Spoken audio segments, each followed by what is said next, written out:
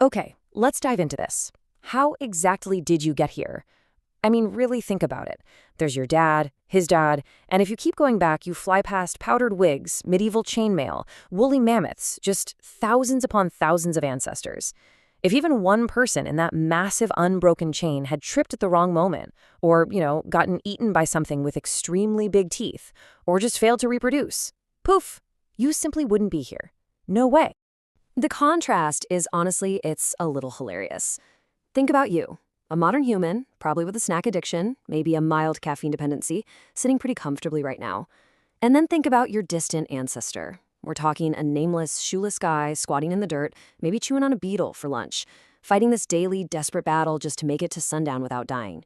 He had absolutely zero idea you would ever exist. Just consider this idea for a second and really let it sink in. You are not just lucky. You exist strictly because 1,000 people before you stubbornly refused to die when they, frankly, probably should have. You are the byproduct of violent coincidence and stubborn biology. So let's look at exactly what they had to survive as we kick off our countdown of the 5 deadliest eras in human history, going from brutally bad to completely apocalyptic. Starting us off at number 5, the Ice Age, about 20,000 years ago. And this brilliantly illustrates just how tough things were. Earth was not exactly a cozy place to raise a family. Global temperatures had absolutely plummeted, and massive ice sheets smothered the planet. Picture this. You wake up in a freezing hut made literally of mammoth bones, sharing the space with 40 of your least favorite relatives. You're wearing animal hides that you stitch together with bone needles. Then you step outside armed with nothing but a sharpened stick, and your dinner target is a 6-ton woolly mammoth the size of a school bus that is actively trying to crush you. And hey, if the massive cave lions didn't get you and you somehow didn't starve, a simple infected cut probably would, because your only medical care was chewing on a random plant and just hoping for the best. Which brings us right to number 4, the dawn of agriculture, roughly 10,000 years ago. Now, you'd think settling down to build permanent villages and grow wheat would be a massive upgrade, right?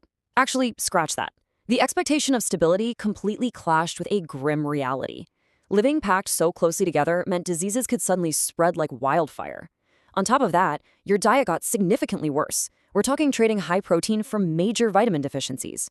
And honestly, the worst part? You lost your mobility. Just one bad drought, one random swarm of locusts, or a sudden flood, and your entire village just sat there and starved to death. And we aren't just guessing about this, by the way. Archaeological evidence completely shatters that whole romanticized idea of this simple, peaceful early farmer.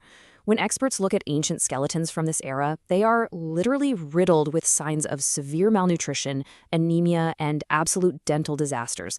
I mean, teeth rotting right out of their skulls. It was a catastrophic downgrade for human health and survival.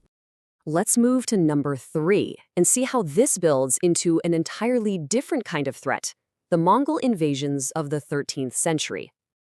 If you were alive back then and saw a cloud of dust forming on the horizon, yeah, you had about 3 minutes to panic. This era was completely dominated by Genghis Khan, a leader who essentially treated mercy like a myth. Mongol horse archers were incredible. They could hit a target from 300 yards away while riding at a full gallop. They basically invented mobile, mechanized warfare centuries before tanks even existed. They wiped entire cities completely off the map, and the few survivors? They were often forced to act as human shields in the very next battle. Brutal. I mean, just look at this stat. 10%. That is pure existential drama right there. Historians estimate that the Mongol invasion slaughtered a full 10% of the entire world's population. And remember, the global population back then was already incredibly tiny to begin with. Surviving this specific century required an absolutely unbelievable amount of luck. But if we're talking about staggering numbers, we definitely have to look at number 2, the Black Death, starting around 1347. Now, what's really interesting about this slide is how Europe basically received a catastrophic biological package from Central Asia. We're talking about a bacterium called Yersinia pestis, delivered by highly motivated fleas hitching a ride on rats. Survival here wasn't about strength at all. It became a sheer lottery. You had a medieval population with absolutely zero concept of personal hygiene. You could catch this from a simple handshake, sharing a cup, or literally just breathing the same medieval air as an infected person. And the symptoms? Giant swollen lymph nodes, vomiting blood, and almost certain death within a matter of days.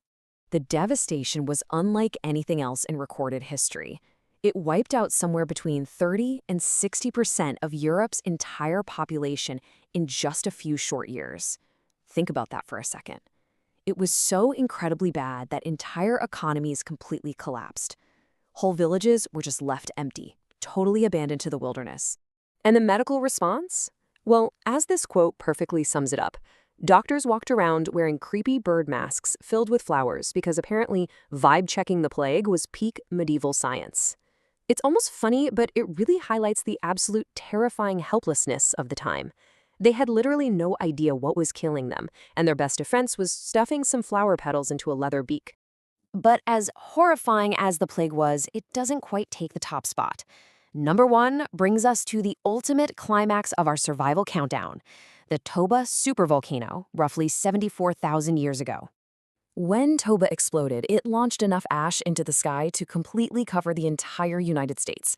Over 670 cubic miles of ash that nearly deleted humanity from existence.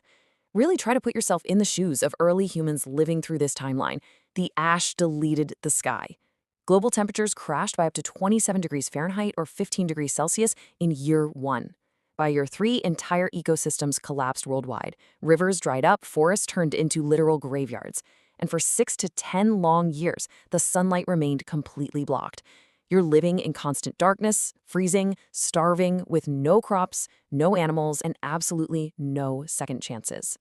So the crucial point is this terrifyingly small number, 3,000.